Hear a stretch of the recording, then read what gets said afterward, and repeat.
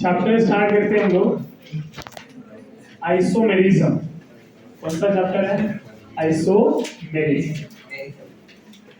समझ में आ रहा है? आइसोमेरिज्म इंपॉर्टेंट पार्ट है, इससे एमसीक्यू बनता है। आइसोमेरिज्म होता क्या है, इसके क्लासिफिकेशन क्या है, कौन कौन से टाइप के आइसोमर होते हैं, ये समझ लेते हैं। हमने 9th 10th में पढ़ा हुआ है आइसोमर, पढ़ा था ना आइसोमर? क्या डेफिनेशन बोलो जरा। Same molecular formula but different in the structural formula are known as isomer. पूरा डेफिनेशन ही चेंज कर दे रहे, same structure but different formula. तो molecular formula same but structural formula different, तो उसको क्या बोलेंगे? आइसोमर। क्या बोलेंगे? Isomer. Same molecular formula but different in structural formula are known as isomer, and the phenomena are known as isomerism। phenomena are known as isomerism। समझ में आ रहा है? ये डेफिनेशन लिखने की जरूरत है अपने को, पक्का? तो सबसे पहले तो आइसोमर का डेफिनेशन आता है, उसके बाद क्या आता है? डेफिनेशन के बाद हम यहाँ पे क्लासिफिकेशन की बात करेंगे। किसकी बात करेंगे? क्लासिफिकेशन। तो आइसोमर को हम क्लासिफाई करते हैं बेसिकली दो पार्ट में। कौन से पार्ट में? दो पार्ट में। और ये दो पार्ट कौन कौन से हैं? One is the structural isomer, other one is the stereo isomer.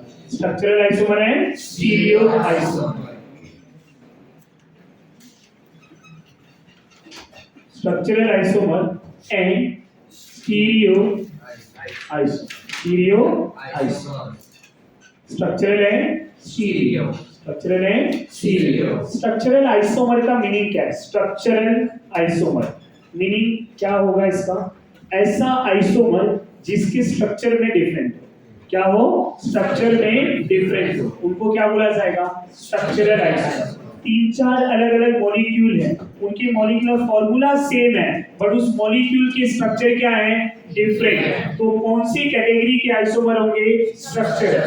समझ पा रहे हैं? अगर मॉलिक्यूलर फॉर्मूला सेम है, स्ट्रक्चर डिफरेंट है, तो चाहे जैसे भी हो वो आइसोमर ही कहलाएंगे। समझ में आ रहा है आपको?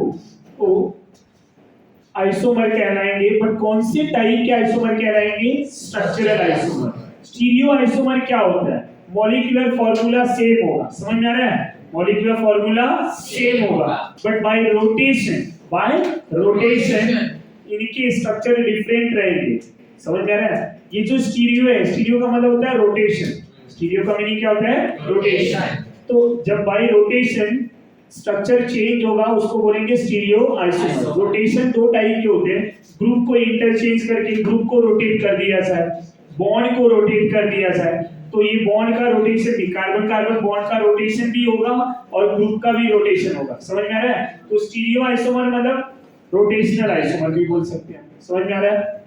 तो ये स्टीरियो आइसोमर होते हैं जिनके बॉन्ड रोटेट हो या ग्रुप को इंटरचेंज कर दिया जाए, ग्रुप को रोटेट कर दिया जाए, उनको हम स्टीरियो आइसोमर बोलेंगे। और स्ट्रक्चरल आइसोमर किसको बोलेंगे? जिसके स्ट्रक्चर में डिफरेंट हो। अब स्ट्रक्चरल आइसोमर कितने टाइप के होते हैं? तो पहला chain isomer. First one is chain isomer. पहला टाइप जो स्ट्रक्चरल आइसोमर क्या है वो चेन। दूसरा पोजीशन, चेन के बाद पोजीशन, पोजीशन के बाद मेटामर, पोजीशन के बाद मेटामर।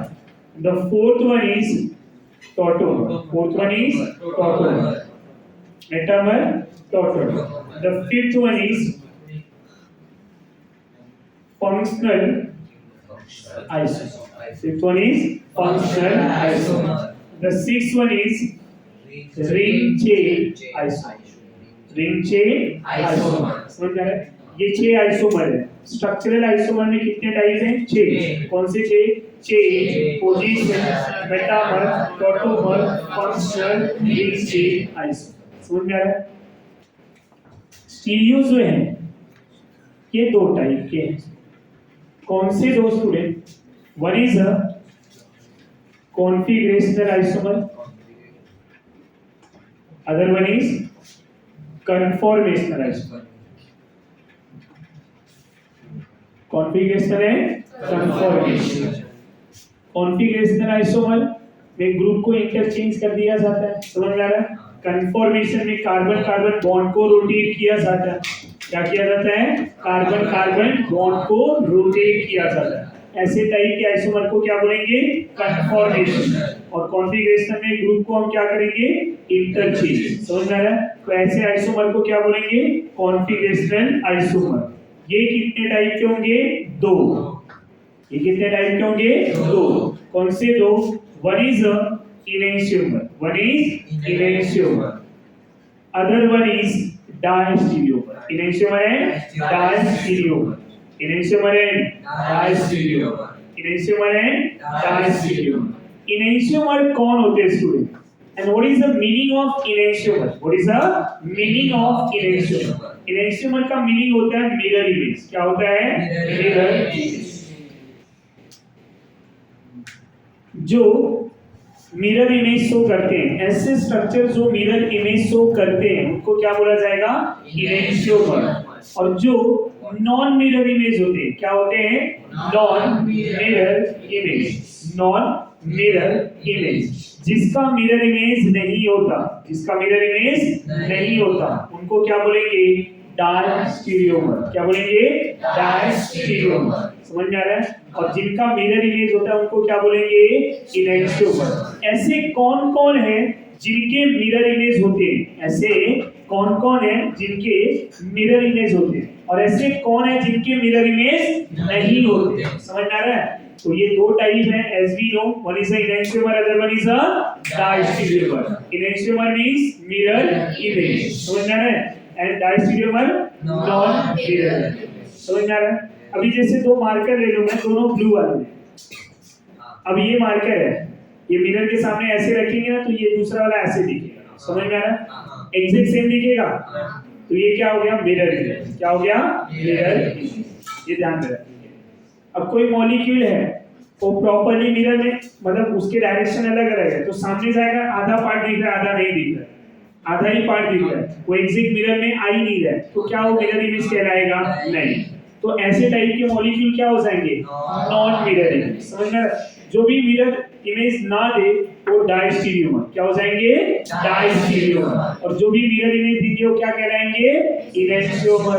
अब इनके एग्जांपल अगर मैं बात करूं कि मुझे इनेंशियोमर में क्या-क्या पढ़ना है, तो वो स्टूडेंट हम small D small L, capital D capital L. अब आपको थोड़ा बहुत ये डी और एल के बारे में पता है क्योंकि हम बायो में पढ़े हुए हैं। बायोमोलिक्यूल, ग्लूकोन डी, डी ग्लूकोज, याद आ रहा है? ग्लूकोज के पहले डी लिखते हैं, समझ में आ रहा है? वो डी और एल वो बताया जाएगा। सिमिलरली आर और S, similarly threo and erythro, erythro, समझ पा रहे हैं? थ्रियो एंड इरिथ्रो, ये सारे टॉपिक हम पढ़ने वाले कहाँ पे? मिरर इमेज, मतलब इनेंशियोमर में, क्योंकि इनका मिरर इमेज होता है। जो स्मॉल डी है वो स्मॉल एल के साथ मिरर इमेज देता है। मॉलिक्यूल का नेम है, हाँ, डी और एल। अब ये मत सोचना डी और एल कैसे मिरर इमेज हो गया, ये तो डी है, ये तो एल है। समझ में आ रहा है? मतलब कोई मॉलिक्यूल होगा उसका नेम डी में रहेगा, एक एल में है। समझ में आ रहा है? तो ये एक दूसरे की क्या होते हैं? Mirror image. Capital D capital L mirror image, R S mirror image, threo erythro mirror image. Non mirror image कौन कौन होते हैं? ऐसा कौन है जो मिरर इमेज नहीं देता? तो ऐसे 2 हैं, ऐसे 2 हैं जो मिरर इमेज नहीं देते। कौन कौन हो? One is geometrical isomer, geometrical isomer, other one is optical isomer. समझ में आ रहा है? Geometrical and optical. अब देखो ये जितने हैं ना ये भी ऑप्टिकल वाले ही हैं, बट ये ऑप्टिकल के वे पार्ट हैं जो मिरर इमेज देते हैं। ये ऑप्टिकल का वो पार्ट होगा जो मिरर इमेज नहीं देता है। और जो मिरर इमेज नहीं दिया क्या कहलाएगा? Diastereomer. Optical diastereomer, optical diastereomer. और ये ऑप्टिकल के इनेंशियोमर क्या होंगे? इनेंशियोमर। नहीं समझा? समझा। और ये ज्योमेट्रिकल आइसोमर है। ज्योमेट्रिकल आइसोमर भी ये नॉन मिरर इमेज होते हैं। मिरर इमेज देते हैं क्या? नहीं। नॉन मिरर इमेज वाले हैं। ज्योमेट्रिकल आइसोमर हमेशा क्या होंगे? नॉन मिरर है। ऑप्टिकल अगर जनरल बातें कर रहा है तो ऑप्टिकल मिरर इमेज वाला भी होता है और मिरर इमेज नहीं भी देता है। कुछ ऐसे भी ऑप्टिकल आइसोमर हैं जो मिरर इमेज देता है और कुछ ऐसे हैं जो मिरर इमेज नहीं देता। समझ में आ रहा है? अब कौन देता है कौन नहीं देता वो तो स्ट्रक्चर देख के पता चलेगा। आप देखो कि मिरर के सामने ये इमेज देगा या नहीं। समझ में आ रहा है? ये कंपेयर किए जाते हैं। दो तीन स्ट्रक्चर हैं, दो तीन स्ट्रक्चर को उनका फॉर्मूला सेम रहेगा तो कंपेयर करेंगे कि दोनों को आमने सामने रखा तो क्या वो मिरर इमेज दिख रहा है, नहीं दिख रहा है तो नॉन। समझ पा रहे हैं? ये पॉइंट क्लियर आपको? इतने क्लासिफिकेशन है। कंफर्मेशन की भी अगर मैं बात करूं उसको आगे बताऊंगा, पर फिर भी एक बेसिक इंफॉर्मेशन दे दे रहा हूं कि कंफर्मेशन में हम क्या क्या पढ़ने वाले हैं। कंफर्मेशन में हम क्या क्या पढ़ने वाले हैं? अल्केन के कंफर्मेशन में हम यहाँ पे सोहर्स एंड न्यूमैन पढ़ेंगे। Sawhorse and Newman conformation, sawhorse conformation, Newman conformation, Newman conformation. समझ में आ रहा है? ये सब पढ़ने वाले हैं हम। अल्केन के कंफर्मेशन पढ़ने वाले हैं, साइक्लो अल्केन के कंफर्मेशन पढ़ने वाले हैं। ये सब चीजें हम वहां पे पढ़ने वाले हैं। ये पॉइंट क्लियर हो गया? तो कंफर्मेशन में अभी के लिए इतना ही रख रहा हूं मैं। कंफर्मेशन वो होंगे जिनके कार्बन कार्बन बॉन्ड रोटेट होंगे। अब कार्बन कार्बन बॉन्ड किसका रोटेट हो सकता है? सिंगल बॉन्ड का। डबल बॉन्ड रोटेट होगा क्या? ये एक कार्बन है, ये एक कार्बन है, उनके बीच में ये बॉन्ड है। समझ में आ रहा है? अब ये देखो सिंगल बॉन्ड है, फ्रीली रोटेट हो रहा है, रोटेट हो रहा है ना। बट अगर डबल बॉन्ड होगा तो रोटेट होगा क्या? नहीं। तो हम ये जो कंफर्मेशन आइसोमर है ये डबल बॉन्ड के लिए नहीं पढ़ने वाले, ट्रिपल बॉन्ड के लिए नहीं पढ़ने वाले। समझ पा रहे हैं आप लोग? क्यों? क्योंकि वो रोटेट ही नहीं। उनको अब आप बोलेंगे सर बहुत एनर्जी दे दिया तो एनर्जी देके वो बॉन्ड टूट जाएगा, बट रोटेट नहीं। समझ पा रहे हैं आप लोग? तो स्ट्रक्चरल आइसोमर कितने टाइप के हैं स्टूडेंट्स? 6। कौन कौन से? Chain, position, metamer, tautomer, functional, ring chain isomer. समझ में आ रहा है? तो ऐसे भी याद रख लीजिए, chain, position, metamer, tautomer, functional, ring. समझ में आ रहा है? CPMT first rank. पुराना एग्जाम था अब तो लीड हो गया है। समझ में आ रहा है? तो CPMT फर्स्ट रैंक याद हो जाएगा ना। अब ये आइसोमर की क्लासिफिकेशन है। मुझे आइसोमर को जानना है तो जानने से पहले हमें एक कॉन्सेप्ट और समझना होगा। उस कॉन्सेप्ट का नेम है डिग्री ऑफ अनसैचुरेशन। क्या है? Degree of unsaturation. क्योंकि बार बार जब हम स्ट्रक्चरल आइसोमर या स्टीरियो आइसोमर पढ़ेंगे तो नेम यूज होगा, इसकी DU कितनी है, इसका DU सेम है या नहीं है। तो पहले हमें DU तो पता होना चाहिए, सेम बाद में चेक करेंगे। समझ में आ रहा है? तो what is the degree of unsaturation? तो हम आइसोमर को कंटिन्यू करेंगे but after degree of unsaturation. समझ में आ रहा है? मैं पहले भी पढ़ा सकता था पर वो रिलेशन आपको नहीं समझेगा, तो इसलिए अभी जो है यहाँ पे पहले डिग्री ऑफ अनसैचुरेशन की बात करेंगे। तो after classification first part of the isomer, degree of unsaturation. Degree of unsaturation. Degree of unsaturation को DU भी बोला जाता है। क्या बोला जाता है? DU। समझ में आ रहा है? इसको और क्या बोल सकते हैं आप? डिग्री ऑफ अनसैचुरेशन को आप और क्या बोल सकते हैं? तो इसी को हम डबल बॉन्ड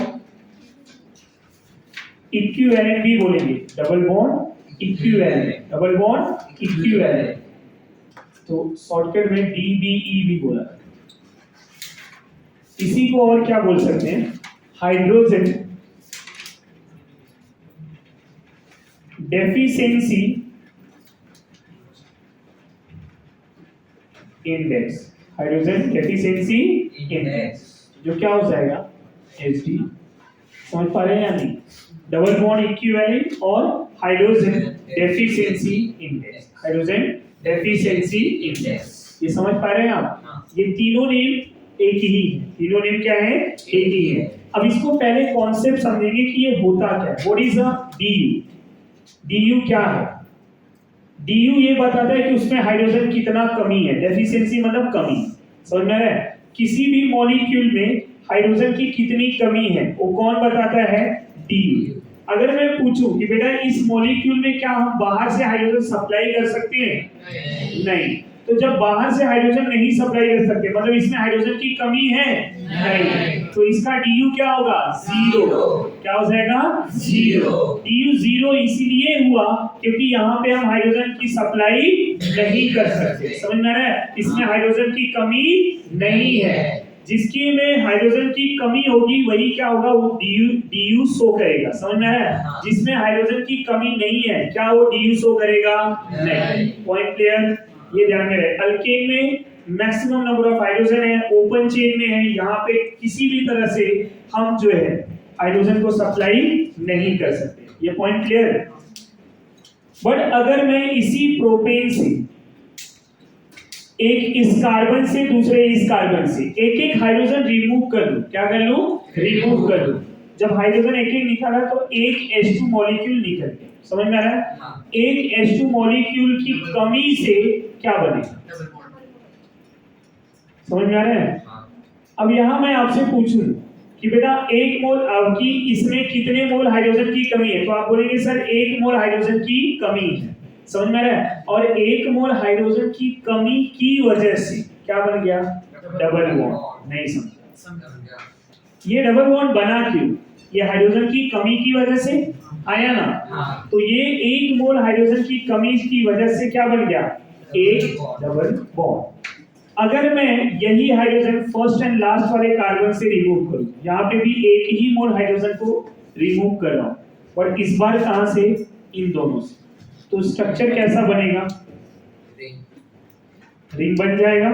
समझ पा रहे हैं? यहाँ पे भी एक मोल हाइड्रोजन की कमी है बट क्या बना? रिंग। समझ में आ रहा है? अब देखो मॉलिक्यूल वही था, उसका एक मोल हाइड्रोजन निकाला तो अल्कीन बन गया, एक मोल हाइड्रोजन निकाला तो साइक्लिक रिंग भी बन गया। तो हम क्या बोल सकते हैं कि एक मोल हाइड्रोजन की कमी की वजह से डबल बॉन्ड भी बन सकता है और रिंग भी बन सकता है। नहीं समझा? Due to the deficiency of 1 mole of hydrogen, molecule form double bond as well as ring. Double bond as well as ring. Hydrogen की डेफिशिएंसी की वजह से मॉलिक्यूल क्या क्या बना सकता है? डबल बॉन्ड भी और रिंग भी। मतलब ये दोनों मॉलिक्यूल क्या है? इनका du कितना होगा? 1। क्या होगा? 1। क्यों 1 होगा? क्योंकि एक मोल की हाइड्रोजन की कमी है। समझ में आ रहा है? सो अब अगर हमें du समझ में आ गया तो हम डेफिनेशन लिख सकते हैं। क्या होगा डेफिनेशन? जरा कोई what is the du? The number of moles of hydrogen required to a molecule. The number of moles of hydrogen required to a molecule to form open chain saturated compound. Open chain saturated compound. To form open chain saturated compound are known as du of that compound. क्या बोला जाएगा? du of that compound. Point clear हो रहा है यार? The number of moles of hydrogen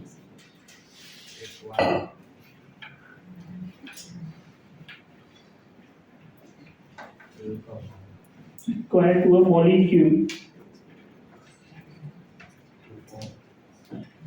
to form open chain saturated compound are known as du of that compound. Right? समझ पा रहे हैं? इसी को हम और अनदर वे में बोल सकते हैं।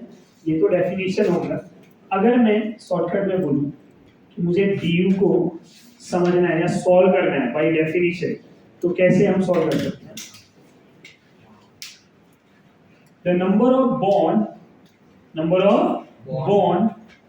broken to a molecule to form open chain saturated compound are known as du of that. किसी भी मॉलिक्यूल को ओपन चेन सैचुरेटेड बनाने के लिए जितने बॉन्ड तोड़े जाएंगे वही उसका क्या होगा, डी। ये सिंगल बॉन्ड ही है, पर क्या ये ओपन चेन है? नहीं। एक बॉन्ड को अगर मैं ब्रेक कर दूं, ओपन हो गया। अब बॉन्ड जब ब्रेक करेंगे तो हाइड्रोजन देना पड़ेगा, समझ में आ रहा है? ओवरऑल हाइड्रोजन देना पड़ेगा, बट मैं यहाँ पे in the terms of bond की बात कर रहा हूँ कि अगर मैं एक बॉन्ड तोड़ दूं तो ये क्या हो जाएगा, ओपन चेन सैचुरेटेड, तो इसका डीयू क्या हो गया, 1।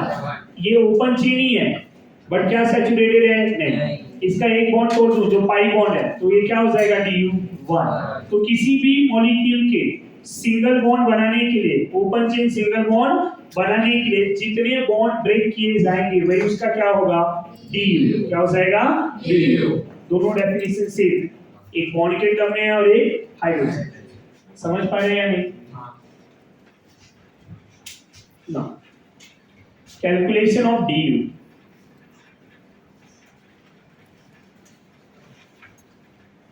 डीयू को आप कैसे कैलकुलेट करें? Calculation of DU. तो केस 1, अगर आपको स्ट्रक्चर दे दिया जाए, ऐसे आपके सामने स्ट्रक्चर है, तो आप कैसे पता करेंगे कि डीयू कितना होगा? वही ना, कितना बॉन्ड तोड़ना है। समझ पा रहे हैं या नहीं? तो एक स्ट्रक्चरल फॉर्मूला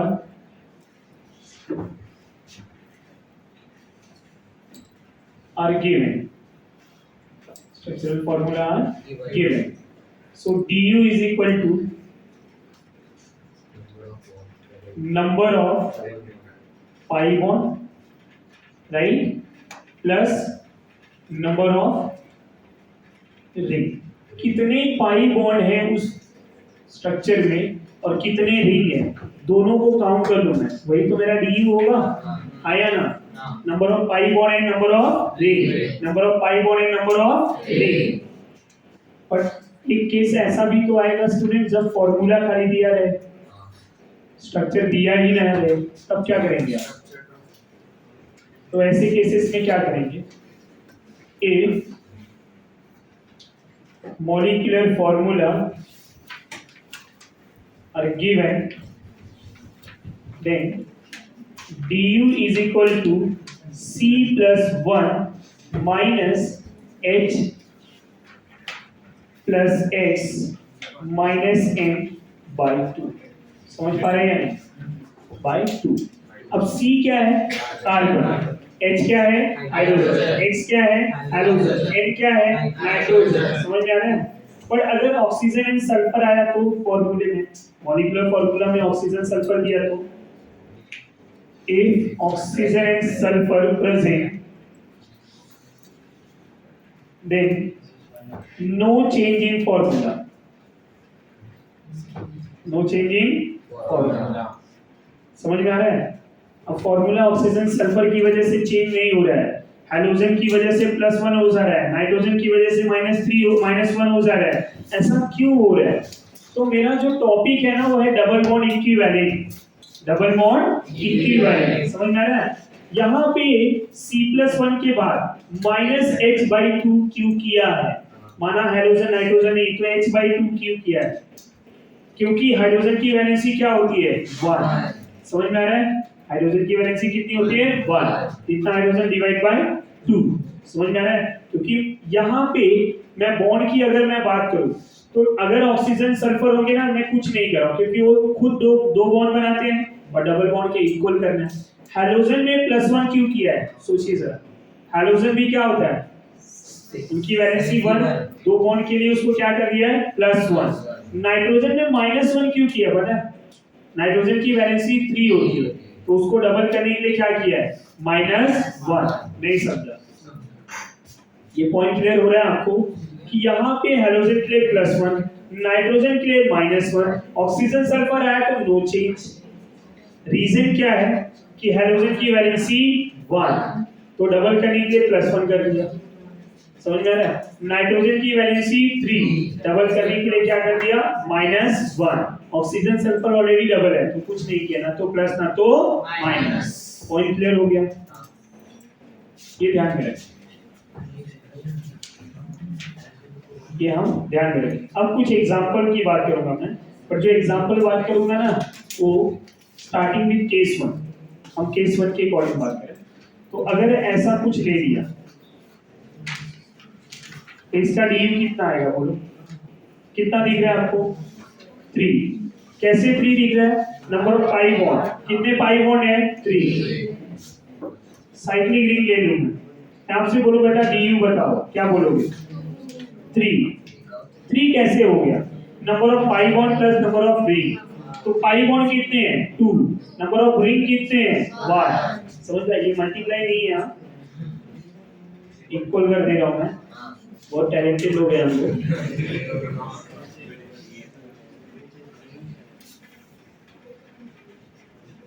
इसका du कितना हो जाएगा? 2 पाई बॉन्ड एंड 2 रिंग 4। समझ पा रहे या नहीं? तो बेंजीन की बात करें अगर यहीं पे, तो इसका कितना आएगा? देखो जरा, बेंजीन का, नैप्थेलीन का, नैप्थेलीन का भी 4, बेंजीन का 4, नैप्थेलीन का 7।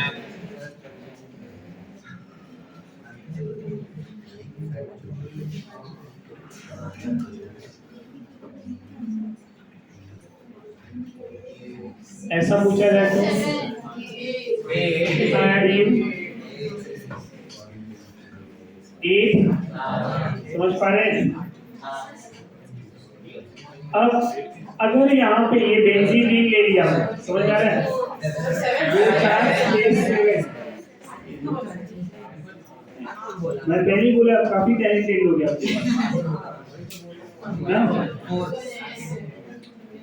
अब ये बेंजीन ले लिया है, बेंजीन के ऊपर कोई ग्रुप रखूं मैं, समझ में आ रहा है? तो ये ग्रुप रखने पे अब ग्रुप का स्ट्रक्चर हमें पता होना चाहिए कि ग्रुप में डबल बॉन्ड है या नहीं है।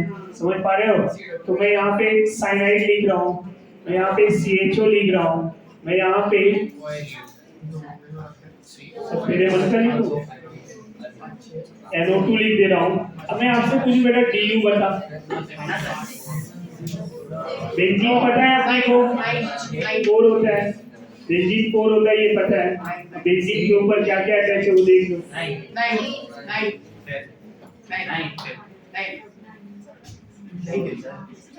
इसमें 1 होता है एल्डिहाइड में, इसमें 2 होते हैं, 1 होते हैं, एक ही होता है ना NO2 में।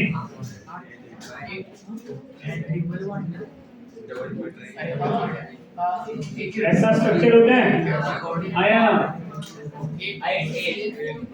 कितना हो गया? 8 2 1 3 and 4 and 4 बेंजीन के 4 4 8। यस 5 और 3। ये समझ में आ रहा है?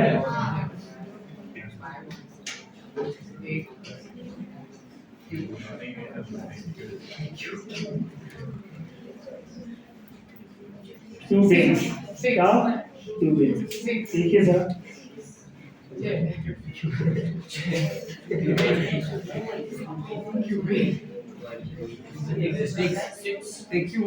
क्यूबेन का आंसर आ रहा है? रॉन्ग है, ध्यान देंगे वो खुद ही आप बता दोगे क्यों। और 3D ओनली मेरी स्ट्रक्चर के लिए फॉर्मूला है du is equal to s minus a plus 1। ये फॉर्मूला कब अप्लाई करेंगे? जब स्ट्रक्चर 3D में दिया रहेगा। कहाँ पे? 3D में। 3D में थोड़ा प्रेडिक्ट करना अपने लिए दिक्कत हो जाता है, आंसर 6 बोल देते हैं 5 का। समझ में आ रहा है? और क्यों क्यों चिल्ला के क्या करेंगे बेचारे, सर्किट से बाहर ही नहीं आ पाएंगे। s minus a plus 1 ना, s क्या है ये ध्यान देते हैं। Number of single bond in ring, number of single bond in ring की बात हो रही है। और a क्या है? Number of atom present in ring. तो number of atom in ring खाली मैं लिख दे रहा हूँ। समझ में आ रहा है? कितने बॉन्ड सिंगल दिख रहे हैं रिंग में, देखिए जरा, और कितना एटम रिंग में दिख रहा है। तो रिंग में 4 इधर ऊपर की तरफ, 4 साइड में, 4 नीचे, नंबर ऑफ बॉन्ड 12। तो du is equal to 12 minus a plus 1, यही आएगा। देखो क्या आ रहा है? 5। अब तुम्हारे लॉजिक के अकॉर्डिंग भी जाए तो क्या करना चाहिए, ध्यान देना जरा। अगर मैं ये और ये दोनों बॉन्ड को ब्रेक कर दूं, 2 बॉन्ड टूट गए, Number of bond broken to a molecule form open chain saturated compound are known as the DU of that compound. यही पढ़ाया होगा। देख लीजिए, यही बोला है ना, दो बॉन्ड तोड़ा अभी तक, दो बॉन्ड तोड़ने के बाद ये कैसा दिखेगा पता है? वादी लोग कंफ्यूज कि ये कैसे हो गया, तो मैं आपको बता दूं, ये ऐसा है राइट, ये ऐसा है, ध्यान देना जरा, सबको दिख रहा है ये, इस पे एक फेज ये है, दूसरा फेज ये है राइट, और ये ना ऊपर ऐसा, ये क्यों दिख रहा है आपको? अब मार्कर वाला बॉन्ड में ब्रेक करूं तो क्या दिखेगा? ये बॉन्ड तोड़ रहा हूं ना मार्कर को, मार्कर वाले बॉन्ड को तोड़ा तो ये ऐसा कनेक्शन है क्या इसमें? नहीं, तो ये टूट के ऐसे हो गया, ये वही बनाया हो, समझा आपको? तो ये ध्यान में रखें। अब इसको भी तीन को तोड़ दो, 1 2 3 हो गया ना पूरा ओपन, नहीं समझा? तो 3 and 2 कितने बॉन्ड तोड़े? 5। लॉजिकल भी जाएंगे तो भी आंसर आएगा, उसके लिए दिमाग लगाना पड़ता है।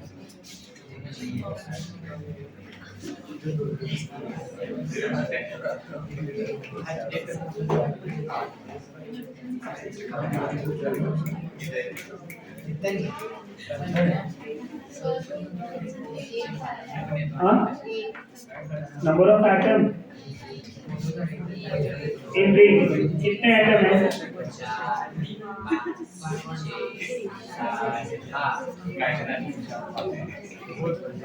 वैसा क्लियरली लिखा है, देखो जरा, number of atom in ring, ring में बोला हुआ है, रिंग के बाहर कौन है उससे मतलब नहीं है, समझ पा रहे हैं या नहीं?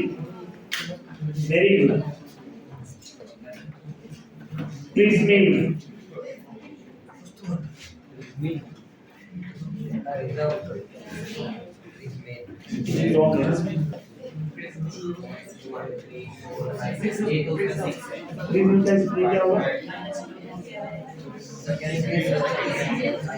एस होगा ना, रिजल्ट क्या हो जाएगा? 9 - 6 + 1 4। ये बेंजीन का एक स्ट्रक्चर है, जब बेंजीन डेवलप हुआ था धीरे धीरे, तो ये भी एक स्ट्रक्चर बनाया गया, अलग अलग साइंटिस्ट अलग अलग स्ट्रक्चर दिए थे, तो इसका भी डीयू कितना आया?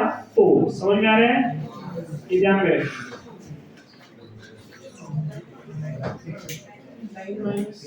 ध्यान देना जरा, कुछ अच्छी इंफॉर्मेशन दे रहा हूं, याद है। ये क्यूब है, ये क्यूब पे NO2 ग्रुप रख रहा हूं, क्या रख रहा हूं? NO2 group.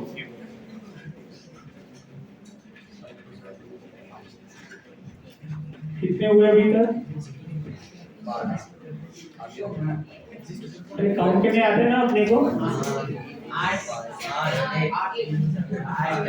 Octa नाइट्रोक्यूबेन, the name of compound is octa nitrocubane, समझ आ रहा है? octa nitrocubane, most explosive compound known so far। अब तक का सबसे ज्यादा एक्सप्लोसिव कंपाउंड यही है, अब तक का नोन जितने भी कंपाउंड है एक्सप्लोसिव मटेरियल, ये अब तक का सबसे ज्यादा एक्सप्लोसिव कंपाउंड है, समझ में आ रहा है? पहली बार एक्सप्लोसिव कंपाउंड जो बनाया गया वो कौन है? ये तो सबसे ज्यादा है राइट। वहां ये जो मेरा क्वेश्चन है, यहाँ स्ट्रॉन्ग या वीक की बात नहीं हो रही, समझ में आ रहा है? कौन पहला एक्सप्लोसिव कंपाउंड है? फर्स्ट एक्सप्लोसिव कंपाउंड ये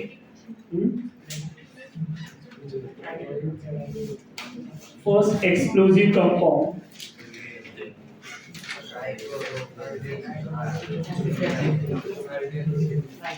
डायनामाइट। अल्फ्रेड नोबेल ने इसको डिस्कवर किया, नोबेल में, समझ में आ रहा है? जिसके नाम पे नोबेल प्राइज मिलता है, और ये वही मंथ है जिसके नोबेल प्राइज का ये सिस्टम चला। अभी जस्ट फिजिक्स का मिला, आगे केमिस्ट्री का मिलेगा, ऐसे हर सब्जेक्ट की मिलते। ये पूरा मंथ जो है नोबेल प्राइज के, मतलब हर दिन अलग अलग जो है सब्जेक्ट को दिया जाता है, हर दिन अलग अलग सब्जेक्ट को दिया जाता है, समझ में आ रहा है? तो अभी जस्ट रिसेंटली नोबेल फिजिक्स में नोबेल प्राइज मिला। तो फर्स्ट जो एक्सप्लोजिव कंपाउंड है वो डायनामाइट है, जो अल्फ्रेड नोबेल को जो है ना डायनामाइट मैन बोला जाता था। जैसे अपने इंडिया में जो है मिसाइल मैन बोला जाता था अब्दुल कलाम, राइट? यही बोला जाता है, इनको डायनामाइट मैन बोला जाता है। क्यों? इन्होंने डायनामाइट का डिस्कवर किया। समझ में आ रहा है? फर्स्ट एक्सप्लोजिव कंपाउंड, और ये मोस्ट एक्सप्लोजिव कंपाउंड। इसका डीयू पूछा जाए तो 30 5 + 8 30, तो इसका डीयू कितना आ जाएगा? 30। ऐसा टाइप समझ में आ रहा है? अब ये नोबेल जो है अल्फ्रेड नोबेल, ये रॉयल फैमिली से बिलोंग करते थे, बहुत रिच फैमिली से, स्वीडिश रॉयल फैमिली, बहुत रिच फैमिली से थे। तो इनकी फैमिली ने ये मिल के एक रॉयल सोसाइटी बनाया। समझ में आ रहा है? जो अभी जाके नोबेल सोसाइटी के नाम पे, नोबेल कमेटी के नाम पे जाना जाता है। समझ में आ रहा है? तो वो कमेटी ये डिसाइड करती है कि किसको नोबेल प्राइज दिया जाए। उस साल का जो सबसे बेहतर एक्सपेरिमेंट हुआ रहेगा, समझ में आ रहा है, सबसे बेस्ट जो डिस्कवरी हुई रहेगी उस सब्जेक्ट में, उस साइंटिस्ट को जो डिस्कवर किया रहता है उसको नोबेल प्राइज दिया जाता है। ऑलमोस्ट $1 मिलियन जो है कैश प्राइज है। बाकी जो है तो $1 मिलियन उतना कैश प्राइज है। बाकी जो है आपका मेडल वेडल ये सब फैसिलिटीज अलग है, बहुत पैसा। समझ में आ रहा है? तो अगर मैं अब यहाँ पे मैं नोबेल प्राइज की बात कर रहा हूँ तो मैं ये पूछ सकता हूँ कि फर्स्ट नोबेल प्राइज किसको मिला था chemistry?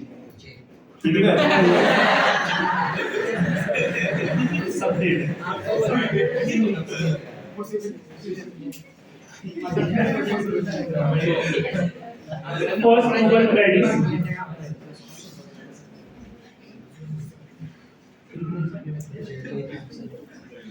in chemistry went off for discovery of carbon tetrahedral in 19. समझ में आ रहा है? Discovery of carbon tetrahedral second, ये फर्स्ट था। सेकंड नोबेल प्राइज होगा ना, सेकंड को फिशर को मिला, Fischer scientist for overall contribution in chemistry, overall contribution in chemistry. उनकी पूरी पर्टिकुलर किसी डिस्कवरी पे नहीं कि हाँ ये अभी जैसे इनको कार्बन टेट्राहेड्रल होता है, समझ में आ रहा है? वेंटॉप ने बताया था, उसकी वजह से उनको नोबेल प्राइज मिला था। उस थियरी का नेम भी है, और भी ग्रुप साइंटिस्ट हैं, वेंटॉप लीबेल थियरी, उसकी डिस्कवरी थी टेट्राहेड्रल ज्योमेट्री का, तो उनको वेंटॉप को नोबेल प्राइज मिला था, first Nobel prize in chemistry. समझ में आ रहा है? फर्स्ट और सेकेंड को याद रखना है, बाकी दुनिया कहाँ याद है, हर साल सबको मिलता है, कितने को याद रखोगे? समझ में आ रहा है? ये ध्यान में रखना, बाकी किसी की जरूरत नहीं है। फिर ऐसे बहुत सारे आएंगे, आपने स्ट्रक्चर ऑफ एटम में बहुत सारे साइंटिस्ट के बारे में पढ़ा होगा, समझ में है? रुदरफोर्ड, नील बोर, सबको नोबेल प्राइज मिला, समझ में आ रहा है? तो इन सबको भी नोबेल प्राइज मिला होगा। आगे हम ऑर्गेनिक में पढ़ेंगे, विक्टर ग्रिग्नार्ड, उनको भी नोबेल प्राइज मिला हुआ है। तो सबको, बहुत सारे साइंटिस्ट को मिला, हर साल एक को मिल ही रहा है। उस साल का जो सबसे बेस्ट साइंटिस्ट है उसको मिलेगा। बहुत लोगों को तो नहीं भी मिला है, जिनको मिलना चाहिए था। उसका रीजन क्या होता है कि अभी कमिटी है ना, कमिटी में कोई आपका एंटी है तो कहाँ से मिलेगा? ऐसे एक साइंटिस्ट है बर्च, आप पढ़ेंगे बर्च रिडक्शन के, उनका नेम नॉमिनेट भी हुआ था, उनका नेम नॉमिनेट भी हुआ था, बट उनका जो गाइड था उससे जमता नहीं था, तो उसको नोबेल प्राइज नहीं मिला। समझ में आ रहा है? नेम नॉमिनेट हुआ तो आपको नोबेल प्राइज मिलेगा ये भी जरूरी नहीं है। समझ में आ रहा है? बहुत सारे लोग का नेम नॉमिनेट होता है, लास्ट में फाइनल राउंड में फिर वो जो है कौन विनर है उसको पता चलता है। तो ये ध्यान में रखेंगे। अब ये तो था हमारा डीयू स्ट्रक्चर्स के बेस्ड ऑन। अगर केस 2 के बेस्ड ऑन आया तो थोड़ा ये भी 2-4 एग्जांपल ले लेता हूं मैं कि अगर फॉर्मूला दिया रहेगा, एग्जांपल बेस्ड ऑन केस 2, जैसे C6H6 दे दिया जाए, बोला जाए इसका डीयू निकालो, कैसे निकालेंगे? अब फॉर्मूला है C+1, तो 6 + 1 - H प्लस x माइनस, कोई हाइड्रोजन दिख रहा है नहीं, कोई नाइट्रोजन दिख रहा है नहीं, 6/2, ये 3 और ये 7 कितना आ गया 4, नहीं समझा। 6 + 1 7 कार्बन हो गया, माइनस हाइड्रोजन ही है यहाँ पे खाली, तो 6/2 कितना बचा 7 - 3 4, C6 H5 Cl, इधर बताओ कार्बन 6 ही है तो 6 + 1 7 माइनस 5 बाय हाइड्रोजन क्लोरीन है 1, तो 5 + 1 क्या हो जाएगा 6/2, कितना होगा बोलो जरा, वंस अगेन 4 ही ना। अब आप सोचेंगे ये 6 कैसे आ गया, तो 5 हाइड्रोजन 1 क्लोरीन ना, इधर लिखा हुआ है फॉर्मूले में, C6 H5N, इसमें क्या हो जाएगा देखिए जरा,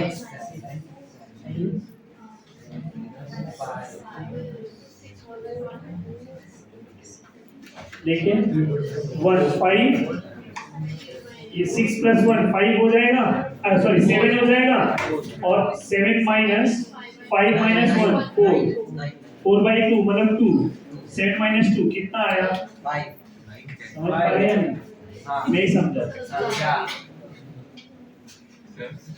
हाँ बोलो।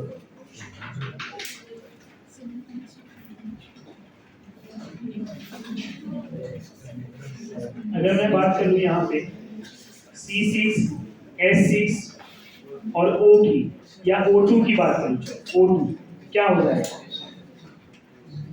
6 + 1 7 माइनस 6/2 4 आ जाएगा। O2 का मैंने कुछ किया क्या नहीं, क्यों, क्योंकि फॉर्मूले में लिखा है no change. C4 S6 solve कर पाएंगे बताओ जरा, C5H8 कितना आएगा, इसका du कितना आ रहा है 2, इसका du 2 आ रहा है पक्का, देख लीजिए जरा 2 ही आ रहा है, तो इस तरह से C5H5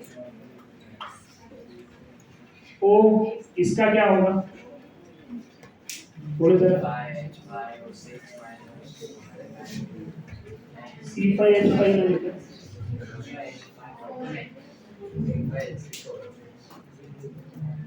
क्या है इसको ऐसे ले लो C4H4O,